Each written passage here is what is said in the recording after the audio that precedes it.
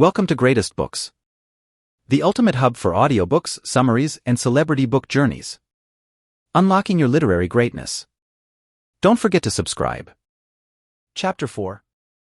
The Life of a Citizen.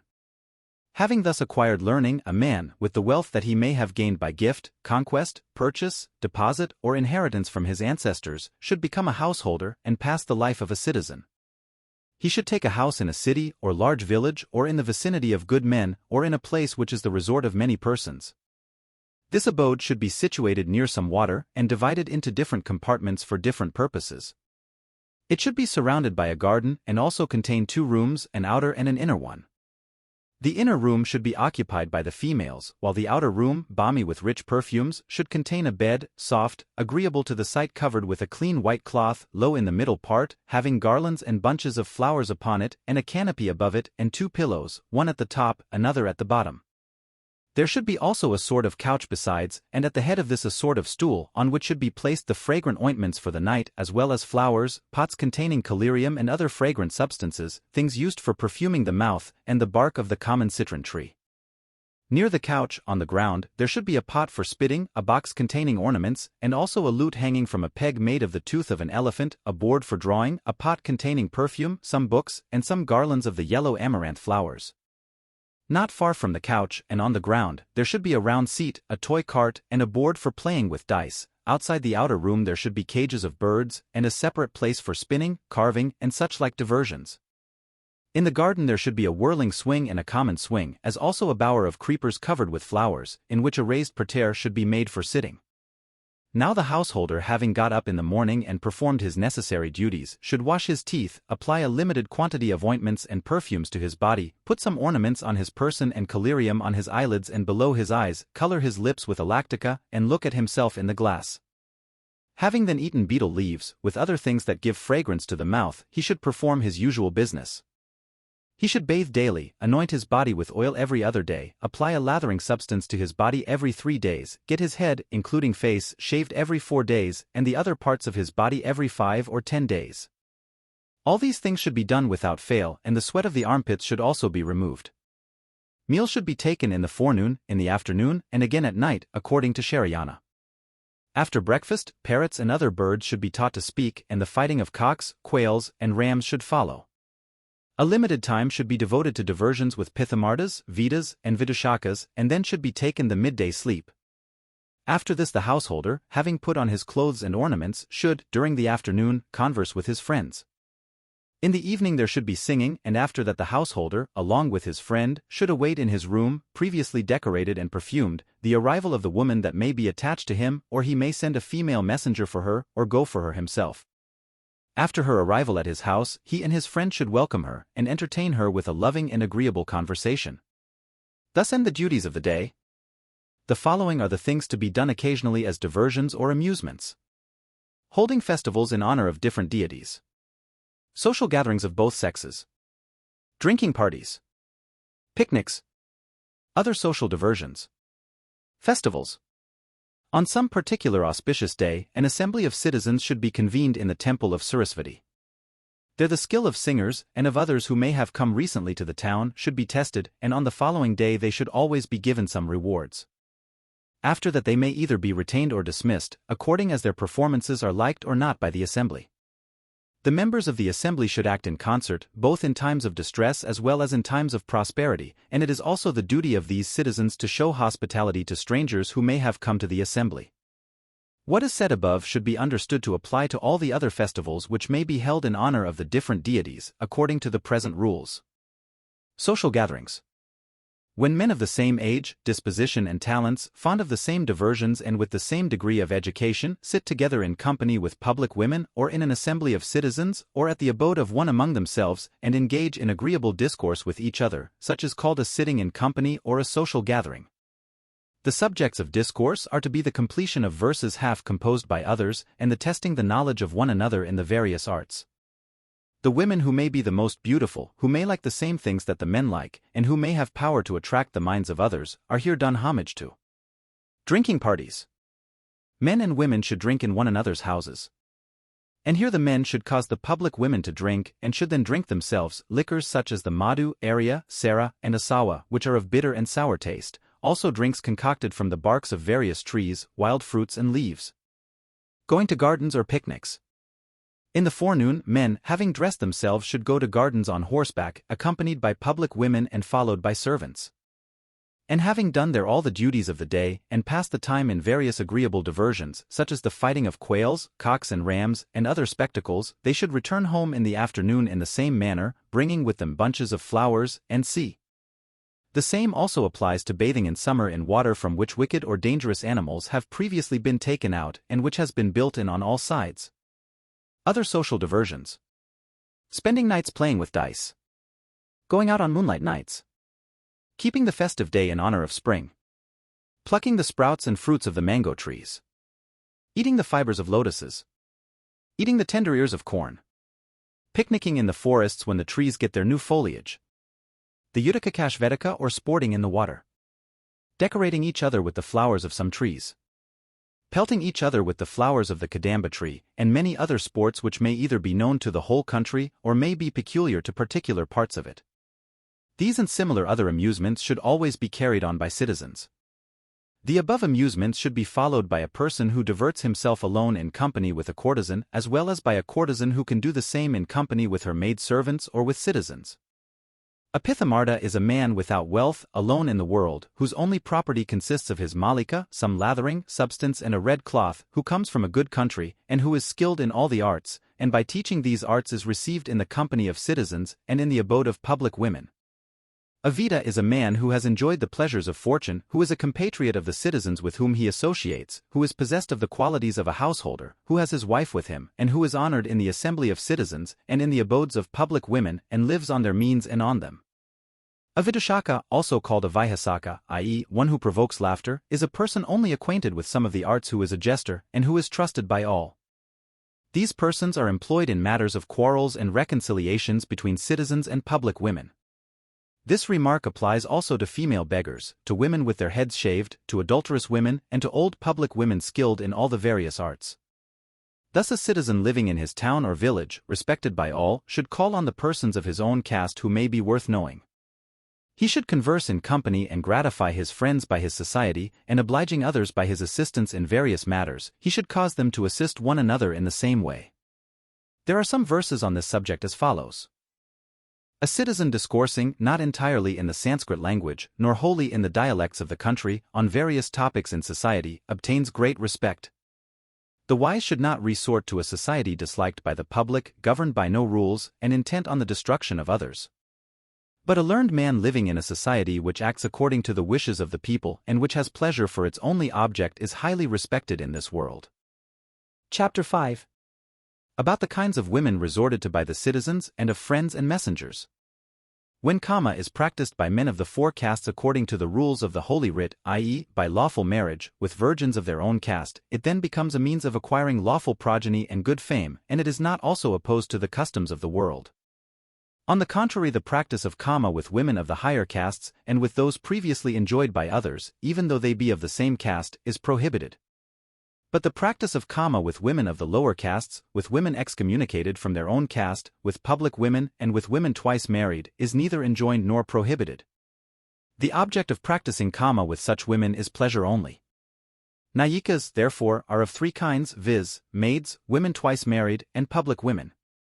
Ganikaputra has expressed an opinion that there is a fourth kind of nayika, viz., a woman who is resorted to on some special occasion even though she be previously married to another.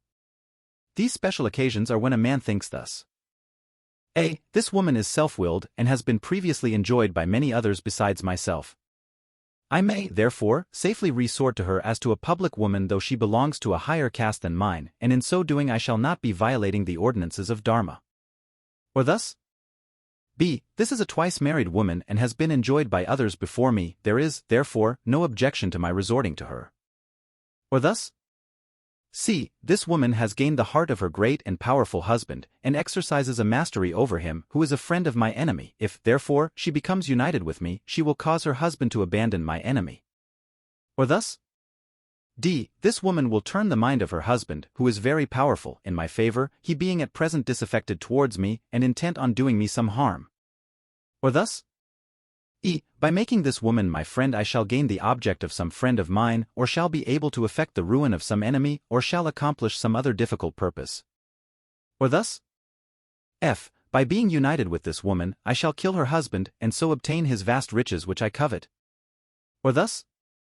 G. The union of this woman with me is not attended with any danger, and will bring me wealth of which, on account of my poverty and inability to support myself, I am very much in need. I shall, therefore, obtain her vast riches in this way without any difficulty. Or thus? H. This woman loves me ardently, and knows all my weak points. If therefore I am unwilling to be united with her, she will make my faults public, and thus tarnish my character and reputation. Or she will bring some gross accusation against me, of which it may be hard to clear myself, and I shall be ruined. Or perhaps she will detach from me her husband, who is powerful and yet under her control, and will unite him to my enemy, or will herself join the latter. Or thus? I, the husband of this woman, has violated the chastity of my wives, I shall therefore return that injury by seducing his wives. Or thus? J. By the help of this woman I shall kill an enemy of the king, who has taken shelter with her, and whom I am ordered by the king to destroy. Or thus? K. The woman whom I love is under the control of this woman. I shall, through the influence of the latter, be able to get at the former. Or thus? L. This woman will bring to me a maid who possesses wealth and beauty, but who is hard to get at and under the control of another. Or lastly thus.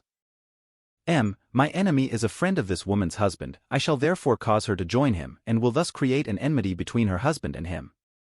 For these and similar other reasons the wives of other men may be resorted to, but it must be distinctly understood that is only allowed for special reasons, and not for mere carnal desire. Sharayana thinks that under these circumstances there is also a fifth kind of nayika, viz., a woman who is kept by a minister, and who repairs to him occasionally, or a widow who accomplishes the purpose of a man with the person to whom she resorts. Suvarnanabha adds that a woman who passes the life of an ascetic and in the condition of a widow may be considered as a sixth kind of nayika. Gaudakamukha says that the daughter of a public woman and a female servant who are still virgins form a seventh kind of nayika. Ganardiya puts forth his doctrine that any woman born of good family, after she has come of age, is an eighth kind of nayika. But these four latter kinds of nayikas do not differ much from the first four kinds of them, as there is no separate object in resorting to them. Therefore Vatsyayana is of opinion that there are only four kinds of nayikas, i.e., the maid, the twice-married woman, the public woman, and the woman resorted to for a special purpose. The following women are not to be enjoyed: a leper, a lunatic, a woman turned out of caste, a woman who reveals secrets, a woman who publicly expresses desire for sexual intercourse, a woman who is extremely white, a woman who is extremely black, a bad-smelling woman, a woman who is a near relation, a woman who is a female friend, a woman who leads the life of an ascetic, and, lastly, the wife of a relation, of a friend, of a learned Brahmin, and of the king. The followers of Babravya say that any woman who has been enjoyed by 5 men is a fit and proper person to be enjoyed. But Ganakaputra is of opinion that even when this is the case, the wives of a relation, of a learned Brahmin, and of a king should be accepted. The following are the kind of friends: one who has played with you in the dust, i.e. in childhood. One who is bound by an obligation. One who is of the same disposition and fond of the same things. One who is a fellow student. A woman who reveals secrets.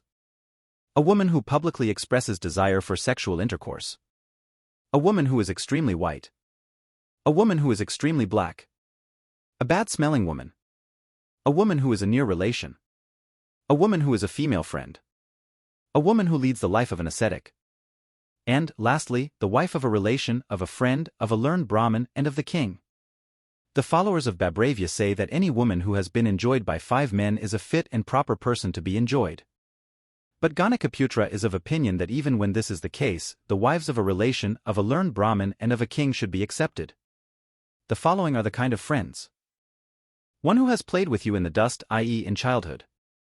One who is bound by an obligation. One who is of the same disposition and fond of the same things. One who is a fellow student.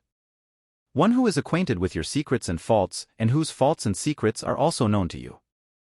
One who is a child of your nurse. One who is brought up with you. One who is an hereditary friend. These friends should possess the following qualities. They should tell the truth. They should not be changed by time. They should be favorable to your designs.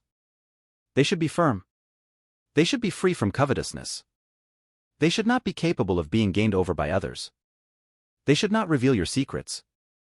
Vasayana says that citizens form friendship with washermen, barbers, cowherds, florists, druggists, betel leaf sellers, tavern keepers, beggars, pithamardas, vidas and vidushikas, as also with the wives of all these people.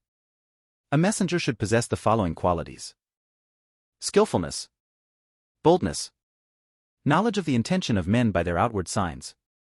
Absence of confusion, i.e. no shyness. Knowledge of the exact meaning of what others do or say. Good manners. Knowledge of appropriate times and places for doing different things. Ingenuity in business. Quick comprehension. Quick application of remedies, i.e. quick and ready resources. And this part ends with a verse. The man who is ingenious and wise, who is accompanied by a friend, and who knows the intentions of others, as also the proper time and place for doing everything, can gain over, very easily, even a woman who is very hard to be obtained. Part 2. Of Sexual Union. Chapter 1. Kinds of union according to dimensions, force of desire, and time, and on the different kinds of love. Man is divided into 3 classes, viz., the hare man, the bull man, and the horse man, according to the size of his lingam. Woman also, according to the depth of her yoni, is either a female deer, a mare, or a female elephant. There are thus 3 equal unions between persons of corresponding dimensions, and there are 6 unequal unions when the dimensions do not correspond, or 9 in all, as the following table shows. Equal. Men, hare, women, deer. Men, bull, women, mare. Men, horse, women, elephant. Unequal. Men, hare, women, mare. Men, hare, women, elephant. Men, bull, women, deer. Men, bull, women, elephant. Men, horse, women, deer. Men, horse, women, mare. In these unequal unions, when the male exceeds the female in point of size, his union with a woman who is immediately next to him in size is called high union and is of 2 kinds, while his union with the woman most remote from him in size is called the highest union and is of 1 kind only. On the other hand, when the female exceeds the male in point of size, her union with a man immediately next to her in size is called low union and is of 2 kinds, while her union with a man most remote from her in size is called the lowest union and is of 1 kind only. In other words, the horse and mare, the bull and deer, form the high union, while the horse and deer form the highest union. On the female side, the elephant and bull, the mare and hare, form low unions, while the elephant and the hare make the lowest unions. There are then 9 kinds of union according to dimensions. Amongst all these, equal unions are the best, those of a superlative degree, i.e., the highest and the lowest, are the worst, and the rest are middling, and with them the high are better than the low. There are also 9 kinds of union according to the force of passion or carnal desire, as follows. Equal. Men, small, women, small. Men, middling, women, middling. Men, intense, women, intense. Unequal. Men, small, women, middling. Men, small, women, intense. Men, middling, women, small. Men, middling, women, intense. Men, intense, women, small. Men, intense, women, middling. A man is called a man of small passion whose desire at the time of sexual union is not great, whose semen is scanty, and who cannot bear the warm embraces of the female. Those who differ from this temperament are called men of middling passion, while those of intense passion are full of desire. In the same way, women are supposed to have the 3 degrees of feeling as specified above. Lastly, according to time there are 3 kinds of men and women, viz., the short-timed, the moderate-timed, and the long-timed, and of these as in the previous statements, there are 9 kinds of union. But on this last head there is a difference of opinion about the female, which should be stated. Adalika says, females do not emit as males do. The males simply remove their desire, while the females, from their consciousness of desire, feel a certain kind of pleasure, which gives them satisfaction, but it is impossible for them to tell you what kind of pleasure they feel. The fact from which this becomes evident is, that males, when engaged in coition, cease of themselves after emission and are satisfied, but it is not so with females. This opinion is, however, objected to on the grounds that if a male be a long-timed, the female loves him the more, but if he be short-timed, she is dissatisfied with him. And this circumstance, some say, would prove that the female emits also. But this opinion does not hold good, for if it takes a long time to allay a woman's desire, and during this time she is enjoying great pleasure, it is quite natural then that she should wish for its continuation. And on this subject there is a verse as follows. By union with men the lust, desire, or passion of women is satisfied, and the pleasure derived from the consciousness of it is called their satisfaction. The followers of Babravya, however, say that the semen of women continues to fall from the beginning of the sexual union to its end, and it is right that it should be so, for if they had no semen there would be no embryo. To this there is an objection. In the beginning of coition the passion of the woman is middling and she cannot bear the vigorous thrusts of her lover, but by degrees her passion increases until she ceases to think about her body, and then finally she wishes to stop from further coition. This objection, however, does not hold good, for even in ordinary things that revolve with great force, such as a potter's wheel or a top, we find that the motion at first is slow, but by degrees it becomes very rapid. In the same way the passion of the woman having gradually increased, she has a desire to discontinue coition when all the semen has fallen away. And there is a verse with regard to this as follows. The fall of the semen of the man takes place only at the end of coition, while the semen of the woman falls continually, and after the semen of both has all fallen away then they wish for the discontinuance of coition. Lastly, Vatsyayana is of opinion that the semen of the female falls in the same way as that of the male. Now some may ask here, if men and women are beings of the same kind, and are engaged in bringing about the same result, why should they have different works to do? Vatsyayana says that this is so, because the ways of working as well as the consciousness of pleasure in men and women are different. The difference in the ways of working, by which men are the actors, and women are the persons acted upon, is owing to the nature of the male and the female, otherwise the actor would be sometimes the person acted upon, and vice versa. And from this difference in the ways of working follows the difference in the consciousness of pleasure, for a man thinks, this woman is united with me, and a woman thinks, I am united with this man. It may be said that if the ways of working in men and women are different, why should not there be a difference, even in the pleasure they feel, and which is the result of those ways? But this objection is groundless, for the person acting and the person acted upon being of different kinds, there is a reason for the difference in their ways of working, but there is no reason for any difference in the pleasure they feel, because they both naturally derive pleasure from the act they perform. On this again some may say that when different persons are engaged in doing the same work, we find that they accomplish the same end or purpose, while, on the contrary, in the case of men and women we find that each of them accomplishes his or her own end separately, and this is inconsistent. But this is a mistake, for we find that sometimes two things are done at the same time, as for instance in the fighting of rams, both the rams receive the shock at the same time on their heads. Again, in throwing one wood apple against another, and also in a fight or struggle of wrestlers. If it be said that in these cases the things employed are of the same kind, it is answered that even in the case of men and women, the nature of the two persons is the same. And as the difference in their ways of working arises from the difference of their conformation only, it follows that men experience the same kind of pleasure as women do. There is also a verse on this subject as follows, men and women being of the same nature, feel the same kind of pleasure, and therefore a man should marry such a woman as will love him ever afterwards. The pleasure of men and women being thus proved to be of the same kind, it follows that in regard to time, there are 9 kinds of sexual intercourse, in the same way as there are 9 kinds, according to the force of passion. There being thus 9 kinds of union with regard to dimensions, force of passion, and time, respectively, by making combinations of them, innumerable kinds of union would be produced. Therefore in each particular kind of sexual union, men should use such means as they may think suitable for the occasion. At the first time of sexual union the passion of the male is intense, and his time is short, but in subsequent unions on the same day the reverse of this is the case. With the female, however, it is the contrary, for at the first time her passion is weak, and then her time long, but on subsequent occasions on the same day, her passion is intense and her time short, until her passion is satisfied. On the different kinds of love. Men learned in the humanities are of opinion that love is of 4 kinds, viz. 1. Love acquired by continual habit. 2. Love resulting from the imagination. 3. Love resulting from belief. 4. Love resulting from the perception of external objects. 1. Love resulting from the constant and continual performance and habit, as for instance the love of sexual intercourse, the love of hunting, the love of drinking, the love of gambling, etc., etc. 2. Love which is felt for things to which we are not habituated, and which proceeds entirely from ideas, is called love resulting from imagination, as for instance, that love which some men and women and eunuchs feel for the Auparishtaka or mouth congress, and that which is felt by all for such things as embracing, kissing, etc., etc. 3. The love which is mutual on both sides, and proved to be true, when each looks upon the other as his or her very own, such is called love resulting from belief by the learned. 4. The love resulting from the perception of eternal objects is quite evident and well known to the world, because the pleasure which it affords is superior to the pleasure of the other kinds of love, which exists only for its sake.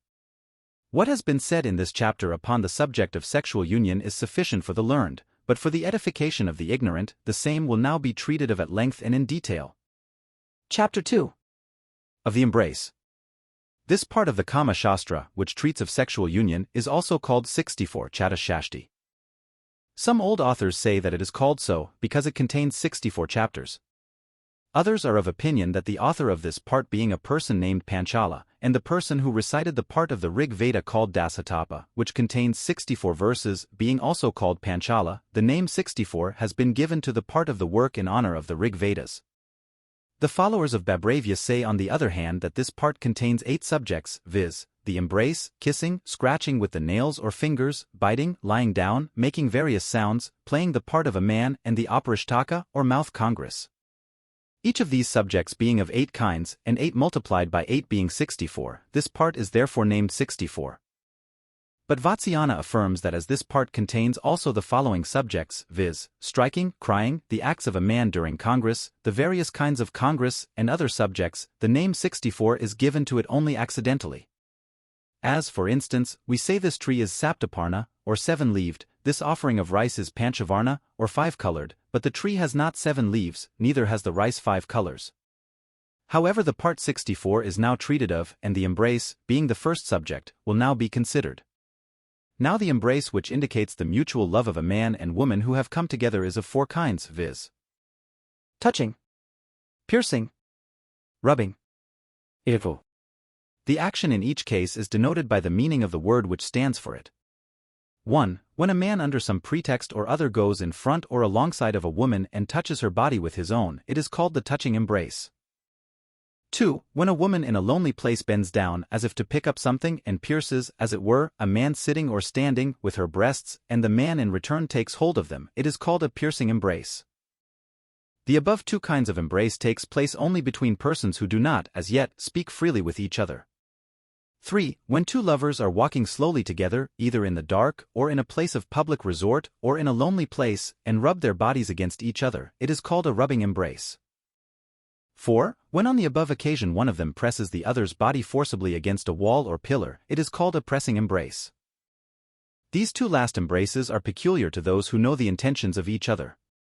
At the time of the meeting the 4 following kinds of embrace are used, viz. Jataveshtataka, or the twining of a creeper. Vrikshatirudaka, or climbing a tree. Tilatanjalaka, or the mixture of sesamum seed with rice. Kshiranaraka, or milk and water embrace. 1. When a woman, clinging to a man as a creeper twines round a tree, bends his head down to hers with the desire of kissing him and slightly makes the sound of sut, embraces him, and looks lovingly towards him, it is called an embrace like the twining of a creeper.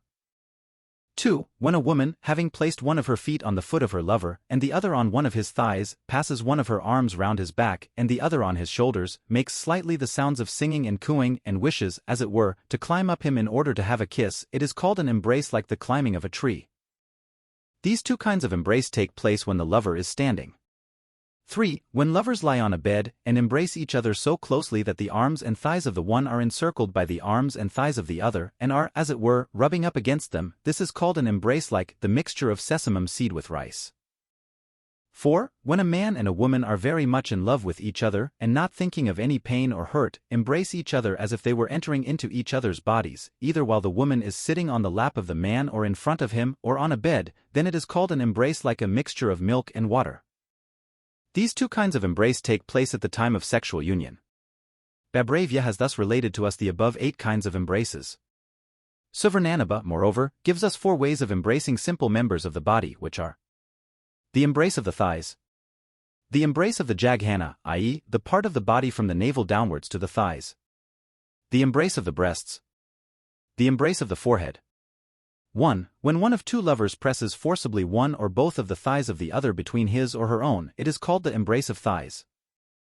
2. When a man presses the jaghana or middle part of the woman's body against his own, and mounts upon her to practice either scratching with the nail or finger, or biting, or striking, or kissing, the hair of the woman being loose and flowing, it is called the embrace of the jaghana.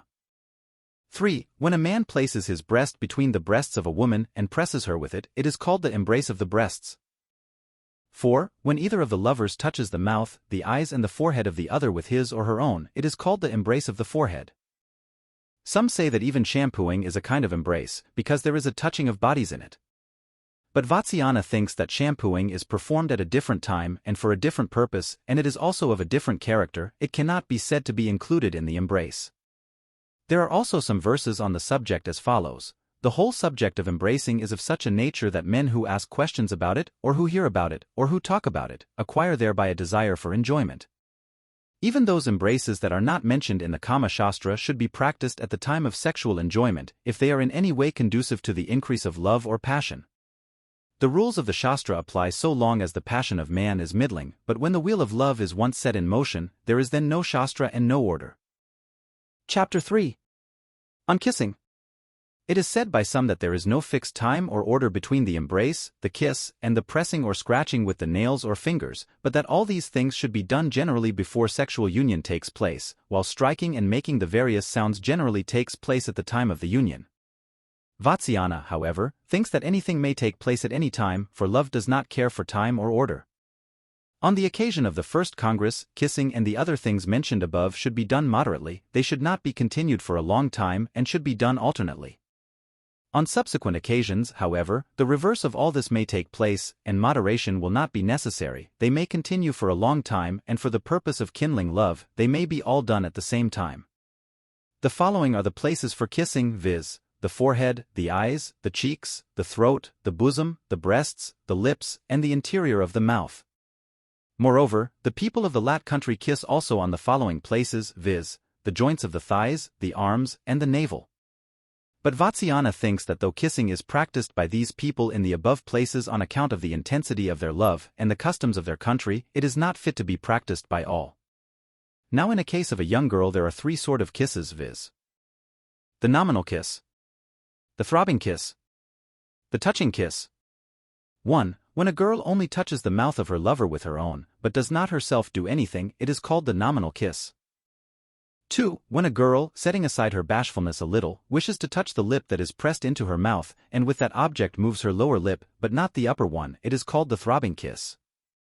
3. When a girl touches her lover's lip with her tongue, and having shut her eyes, places her hands on those of her lover, it is called the touching kiss. Other authors describe four other kinds of kisses, viz. The straight kiss, the bent kiss, the turn kiss, the pressed kiss. 1. When the lips of two lovers are brought into direct contact with each other, it is called a straight kiss. 2. When the heads of two lovers are bent towards each other, and when so bent kissing takes place, it is called a bent kiss. 3. When one of them turns up the face of the other by holding the head and chin, and then kissing, it is called a turned kiss. 4. Lastly, when the lower lip is pressed with much force, it is called a pressed kiss. There is also a fifth kind of kiss called the greatly pressed kiss, which is effected by taking hold of the lower lip between two fingers, and then after touching it with the tongue, pressing it with great force with the lip. As regards kissing, a wager may be laid as to which will get hold of the lips of the other first. If the woman loses, she should pretend to cry, should keep her lover off by shaking her hands, and turn away from him and dispute with him, saying let another wager be laid. If she loses this a second time, she should appear doubly distressed, and when her lover is off his guard or asleep, she should get hold of his lower lip and hold it in her teeth, so that it should not slip away, and then she should laugh, make a loud noise, deride him, dance about, and say whatever she likes in a joking way, moving her eyebrows and rolling her eyes. Such are the wagers and quarrels as far as kissing is concerned, but the same may be applied with regard to the pressing or scratching with the nails and fingers, biting and striking. All these, however, are only peculiar to men and women of intense passion. When a man kisses the upper lip of a woman, while she in return kisses his lower lip, it is called the kiss of the upper lip. When one of them takes both the lips of the other between his or her own, it is called a clasping kiss. A woman, however, only takes this kind of kiss from a man who has no mustache. And on the occasion of this kiss, if one of them touches the teeth, the tongue, and the palate of the other with his or her tongue, it is called the fighting of the tongue. In the same way, the pressing of the teeth of the one against the mouth of the other is to be practiced. Kissing is of 4 kinds, viz., moderate, contracted, pressed, and soft, according to the different parts of the body which are kissed, for different kinds of kisses are appropriate for different parts of the body. When a woman looks at the face of her lover while he is asleep and kisses it to show her intention or desire, it is called a kiss that kindles love. When a woman kisses her lover while he is engaged in business, or while he is quarreling with her, or while he is looking at something else, so that his mind may be turned away, it is called a kiss that turns away. When a lover coming home late at night kisses his beloved, who is asleep or in bed, in order to show her his desire, it is called a kiss that awakens. On such an occasion the woman may pretend to be asleep at the time of her lover's arrival, so that she may know his intention and obtain respect from him. When a person kisses the reflection of the person he loves in a mirror, in water, or on a wall, it is called a kiss showing the intention. When a person kisses a child sitting on his lap, or a picture, or an image, or figure, in the presence of the person beloved by him, it is called a transferred kiss. When at night at a theater, or in an assembly of caste men, a man coming up to a woman kisses a finger of her hand if she be standing, or a toe of her foot if she be sitting, or when a woman is shampooing her lover's body, places her face on his thigh, as if she was sleepy, so as to inflame his passion, and kisses his thigh or great toe, it is called a demonstrative kiss. There is also a verse on the subject as follows. Whatever things may be done by one of the lovers to the other, the same should be returned by the other, i.e., if the woman kisses him he should kiss her in return, if she strikes him he should also strike her in return.